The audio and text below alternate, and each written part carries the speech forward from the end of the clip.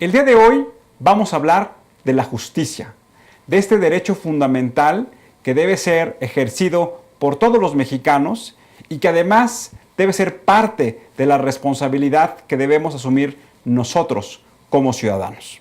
Hoy nos acompaña Alfonso Rodríguez y vamos a platicar de las propuestas de los partidos políticos en materia de justicia para el próximo proceso electoral en donde se van a elegir diputados federales. ¿Cuál es la propuesta del Partido Acción Nacional en materia de justicia? El PAN, Tulio, plantea reformar el artículo primero de la Constitución para que en este artículo se reconozca la dignidad de los seres humanos, la plena igualdad de los derechos entre los hombres y las mujeres. También pretende reformar el artículo 2 de la Constitución para garantizar el derecho a la vida y hasta la muerte natural. También pretende el Partido de Acción Nacional adicionar el artículo 102 del apartado B de la Constitución para dotar a la Comisión Nacional de Derechos Humanos de la potestad de solicitar que los funcionarios públicos de los diferentes órganos, de los diferentes niveles de gobierno, puedan atraerlos para que comparezcan ante la Comisión Nacional de Derechos Humanos. También plantea implementar un sistema universal de recepción de denuncias y homologar el salario y la capacitación de los fiscales, de agentes del Ministerio Público, de funcionarios del Poder Judicial de la Federación. Alfonso, platícanos de la propuesta del Partido Revolucionario Institucional. El PRI, Tulio, pretende establecer protocolos de actuación del Ministerio Público Federal, que se reduzca la violación de los derechos humanos y el no ejercicio de la acción penal y las causas de la mala aplicación del procedimiento, promover un sistema de evaluación de competencias de los ministerios públicos federales, de los peritos profesionales y técnicos, para efectos de determinar la efectividad y capacidades físicas del personal para realizar sus funciones. Asimismo, pretende impulsar una reforma del Poder Judicial en paralelo a la instauración de los juicios orales y legislar para evaluar la eficacia de los jueces y de las atribuciones de traslado de la atención de los asuntos no graves al sistema de centros de mediación.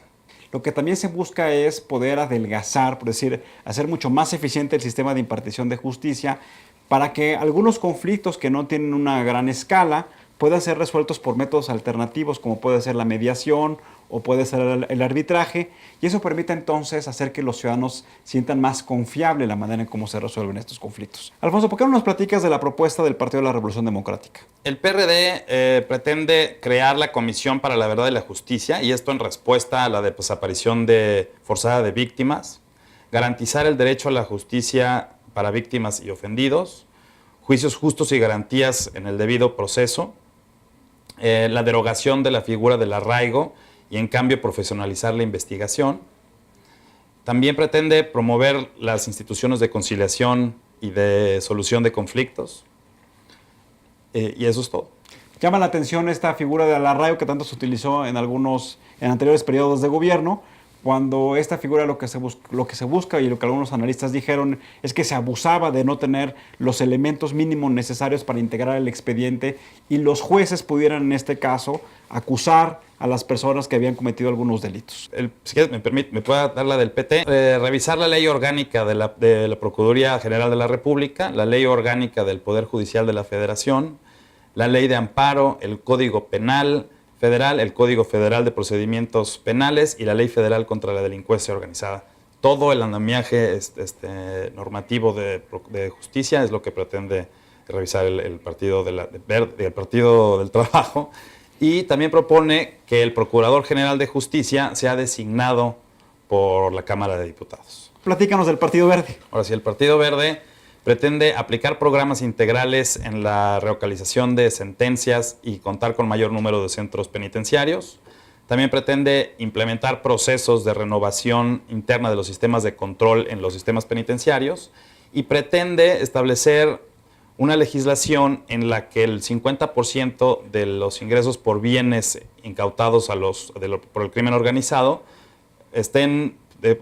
cuenten con el presupuesto para combatir y prever los temas de drogadicción. Ese es un tema también importante que tiene que ver con el sistema de adicciones, de prevención de adicciones, pero también con el sistema de prevención del delito, que es parte de los sistemas educativos. Alfonso, ¿por qué no nos platicas de la propuesta de Movimiento Ciudadano? El Movimiento Ciudadano, Tulio, pretende impulsar un sistema de procuración de justicia que garantice a las víctimas la protección de su integridad y de su dignidad. También combatir la impunidad y las malas prácticas en el sistema un sistema anticorrupción, y pretende implementar en todo el territorio la reforma penal del 2008, que es el tema de los juicios orales. Que es un tema muy relevante, amigos. Como recordaremos, en ese programa hemos platicado con varias organizaciones de la sociedad civil sobre la importancia, sobre los beneficios y las ventajas que tiene para el ciudadano que exista un sistema de juicios orales. Hoy se está generalizando en términos de juicios penales, pero también tendrá que ser para juicios mercantiles, para juicios familiares, para juicios civiles. Hoy nada más 3 estados de la República han concluido con esta integración, y esa debe ser una demanda de los ciudadanos, que nosotros les exijamos que concluyan con este sistema en las 32 entidades federativas del país. Morena lo que pretende es la lucha contra la impunidad, la corrupción de los órganos encargados de la administración de justicia, luchar contra las continuas prácticas ilegales de abusos de oficinas públicas, de empresas, de hospitales, de escuelas, de bancos, y también luchar para evitar la discriminación y abusos y extorsiones también en instituciones públicas, en escuelas, en bancos, en hospitales.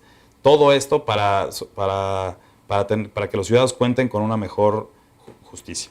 Ahí llama la atención de este concepto que es la no discriminación, que es uno de los elementos fundamentales para que los ciudadanos tengamos una mejor convivencia. Platícanos de la propuesta del Partido Nueva Alianza. El Partido Nueva Alianza lo que está proponiendo es una de las cuestiones transversales, es que se instaure la ley de 2008 en porción de los juicios orales en todo el país. Hoy sabemos que hay algunos estados que están retrasados en ese tema, y es una de las propuestas que trae el Partido Nueva Alianza.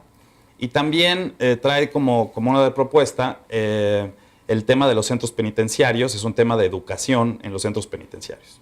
Ahí también cabe destacar la importancia, sé que lo plantean otros partidos políticos, de cómo podemos fortalecer lo que le llaman el proceso de readaptación social. Es decir, que las personas que cometieron algún delito y que están hoy en alguna cárcel, pues existan los esquemas que les permitan, cuando salgan de la cárcel, haber cumplido su condena, poder reintegrarse al aparato productivo del país. Alfonso, platícanos, ¿cuál es el siguiente? El Partido Humanista es el que sigue, Tulio, y lo que pretende proponer el Partido Humanista es realizar una comisión de delitos para prever los delitos y atender adecuadamente a las víctimas y atacar las causas y desmantelar a los mecanismos de violencia intrafamiliar. También reconocer y fortalecer las garantías materiales e institucionales necesarias para la no repetición y abolición de los hechos. Y el Partido Encuentro Social pretende la modernización del sistema de impartición de justicia con apego a los principios del debido proceso, y en el que se asegure que el acceso a todas las personas del sistema de justicia. También la modernización de un sistema de investigación para los ministerios públicos, la modernización del sistema de readaptación social y el acceso a la justicia de cada individuo como un derecho fundamental. Llama mucho la atención de lo que plantean los partidos políticos, es como una cadena de valor, ¿no? Por una parte hablan de que el principal elemento de integración es la denuncia, después hablan de cómo se puede integrar el expediente por parte, en este caso, de los ciudadanos, después hablan de la transparencia y la rendición de cuentas que debe haber en todas las autoridades que están en el sistema judicial, los jueces, los magistrados, los ministros, para dar a conocer cuáles son las resoluciones y poder tener ellos los elementos mínimos necesarios que les permitan dictar de mejor manera, de una manera más eficaz, las sentencias, pero también habla de la importancia que tiene que se ejecuten esas sentencias, porque no solamente es llegar con el juez, presentar los casos, tener un buen abogado, un buen defensor, sino que también, una vez que la autoridad judicial ha manifestado una sentencia, pues que se pueda ejecutar y se haga realidad la impartición de justicia. Sí, Tulio, y además, comentar aquí, como hemos comentado en otros programas, que hoy los diputados son los facultados para la aprobación del presupuesto, y en las propuestas que hemos revisado no se hacen los números de cuánto costaría, cuánto invocaría en el presupuesto la implementación de estas propuestas que hacen los partidos políticos. Y eso se me hace que es algo que debería de estar ahí contado peso por peso, el cuánto nos va a costar a los mexicanos el implementar estas propuestas. Y otra de las cosas que se me hace que es importante y un dato interesante para los amigos que nos están viendo es que en México, por cada 100,000 habitantes hay 4 jueces. Y una práctica internacional comparada en América Latina, hay 40 jueces por cada 100,000 habitantes. Entonces, pues sí vemos un problema de infraestructura en términos de que pues, son muy poquitos jueces para atender pues, a lo mejor muchísimas denuncias o demandas o temas jurídicos que deben de atender y no se dan abasto y lo hacen de manera pues, muy deficiente. Hoy nos acompaña José Antonio Caballero, profesor e investigador del CIDE, quien fue una de las personas responsables en instaurar y en impulsar estos foros de justicia a lo largo de todo el país. José Antonio, muchas gracias por acompañarnos. Hola, muchas gracias por la invitación. Buenas noches. ¿Qué tal? Hemos hablado de la justicia y me gustaría, tú que eres un especialista y dicho por algunos amigos, una de las personas que más sabe de justicia en México, que nos dijeras cuál es tu definición de qué es la justicia. Ok, bien. Vamos por lo básico y lo clásico. Justicia es dar a cada quien lo suyo. Claro, esto puede significar mucho y puede significar nada, pero cuando tú tienes cierto derecho, es asegurarse que ese derecho te sea dado y que ese derecho te sea cumplido. Tú tienes derecho a la educación, que es justicia, que tengas una educación adecuada en los términos en los que está ordenado por la Constitución. Tú tienes derecho a la salud, que es eso, implica que obtengas un servicio de salud adecuado. Entonces, el dar a cada quien lo suyo, si bien puede ser muy amplio, cuando utilizas esto, permíteme la expresión, como si fuera una ecuación, colocas tu derecho, o el derecho que estás persiguiendo, es dar a cada quien lo suyo, y en ese momento generas tu ecuación. Típicamente, la Constitución dice que nadie puede hacerse justicia por propia mano. Por lo tanto, para ese dar a cada quien lo suyo, lo tiene que dar un juez, ¿sí? Pero para que eso ocurra, pues necesitamos jueces. Y jueces que estén dispuestos a, precisamente, dar a cada quien lo suyo. Suena como un pequeño trabalenguas, pero creo que es una manera de ponerlo en contexto y poder establecer qué es justicia bajo ese término. ¿Nos puedes platicar cuál es la definición de acceso a la justicia y qué elementos pueden contar los ciudadanos para poder acceder a ella? Claro que sí, mira. Partamos otra vez de la ecuación. Para que tú sepas que tienes un derecho, lo primero que tienes que saber es que existe ese derecho. ¿Sí? Yo no voy a reclamar algo si no sé que tengo derecho a reclamarlo. Entonces, el primer paso necesariamente del acceso a la justicia pasa por conocer tus derechos. Ya sé que tengo derecho a algo. Segundo paso, ahora debo saber que tengo derecho a reclamarlo también. El corazón del acceso a la justicia no solo está en reconocer el derecho, sino en establecer que tengo derecho a reclamarlo. Cuando tú no te sientes empoderado, vas a la ventanilla a pedir favores, a pedir ayuda, a pedir asistencia, a pedir clemencia al que está del otro lado. Cuando tú estás empoderado, vas a exigir con todo respeto. Tampoco se trata de ir a gritarle a una persona que trabaja para el Estado, pero vas a exigir tu derecho, vas a decir, oiga, yo tengo derecho a esto, ¿por qué no se me concede este derecho? ¿Sí? Y el siguiente paso es la vía para reclamarlo ya efectivamente. Esto típicamente es ante los tribunales, pero para ir ante los tribunales normalmente requerimos de la asistencia de un abogado. Y ahí es otra vez donde esto puede complicarse. Pero si te fijas, entonces el acceso a la justicia, cuando lo empiezas a construir, tiene varias fases. Y cada una de estas fases debe cumplirse para lograr el objetivo de llegar ante un juez y obtener un resultado favorable en la demanda o en la reclamación de un derecho. Platícanos qué están pensando en llevar a cabo esa estrategia nacional de comunicación de obligaciones y derechos. Estupendo, bien. Se supone que todos los mexicanos debemos conocer nuestra Constitución. Esto hoy en día es una broma. Perdona la expresión, pero es una broma. Yo mismo no tengo una idea de cuáles son los cambios que hemos tenido en la Constitución. Cambiamos la Constitución con mucha frecuencia, ¿sí? Entonces, mantenerte al tanto de todo lo que hay y todo el texto que hay adentro de la Constitución se ha vuelto muy complicado. Vamos a ser muy francos en ese sentido. Ahora bien, ¿qué es lo ideal de conocer la Constitución para efectos de que yo pueda conocer mis derechos? Pues debo conocer en qué consiste el derecho a la educación, en qué consiste el derecho a la salud, qué puedo exigir, qué condiciones tengo para exigirlo. Entonces, necesitamos versiones mucho más simplificadas del texto constitucional que hagan que los derechos sean operativos. Algo que también de las recomendaciones que se hizo con la participación de la sociedad civil en estos foros, habla de crear centros de orientación jurídica para los ciudadanos, en donde esos centros de orientación, cuando alguien tiene un conflicto, pues no sabes cómo lo puedes resolver, no sabes cuál es la ley que te está rigiendo, cuál es la instancia correspondiente a la cual tienes que acudir para reclamar el cumplimiento de ese derecho. Platícanos de estos centros de orientación jurídica que están planteando. Hay ciertos niveles donde el ideal de que la gente pueda representarse a sí misma y reclamar sus derechos directamente resulta imposible. ¿Sí?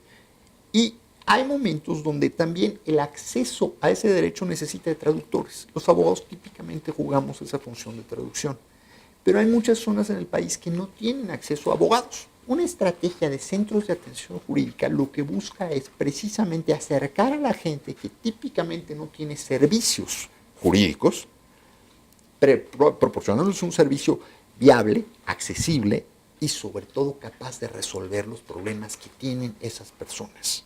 ¿Sí? Ese es todo el puesto de la propuesta. Es decir, ¿cómo le haces para que la gente que tiene problemas, que identifica sus problemas, tenga condiciones de reclamarlos? Y ahí la idea de estos centros jurídicos es que precisamente proporcionan un servicio de orientar a las personas, pero no solo orientar a las personas, sino ayudarlas a iniciar los procesos para reclamar sus derechos. Parte también de las recomendaciones que hace el CIDE es de que debe elevarse la calidad de los prestadores de servicios profesionales en materia jurídica, es decir, de los abogados. Así es. Un problema inicial es la poca capacitación de los abogados en México. Tenemos que empezar por reconocer que las universidades, y en términos muy amplios, preparan muy mal a los abogados. No estoy diciendo que no haya buenas universidades en México que preparen estupendos abogados, pero lo que estoy diciendo es que la mayor parte de las universidades no lo están haciendo. Y esto es muy problemático y tenemos que empezar por observarlo. Segundo, ya tienes abogados mal preparados. Después, la profesión es completamente desregulada. El mercado lo que requiere es empezar a regularse. Se habla mucho de la colegiación. Yo creo que es un estupendo paso para empezar la regulación, pero la colegiación no la podemos hacer a la noche a la mañana. Lo que tenemos que empezar por hacer es hacer a los abogados responsables de los servicios que dan y empezar a generar algo de información sobre los servicios. A mí me encantaría que el tribunal publicara, oiga, el abogado tal, mire que le va muy bien, o el abogado tal, parece, le va muy mal. Y es información pública. ¿Cómo te van los juicios? Tu marcador. De eficacia, ¿no? Efectivamente. Como se pretende hacer tal vez cuando uno está evaluando el trabajo de los legisladores. Algo que también creo que es muy relevante. Me compartían el fin de semana una cifra de que los jueces se someten a concurso, las plazas de nuevos jueces.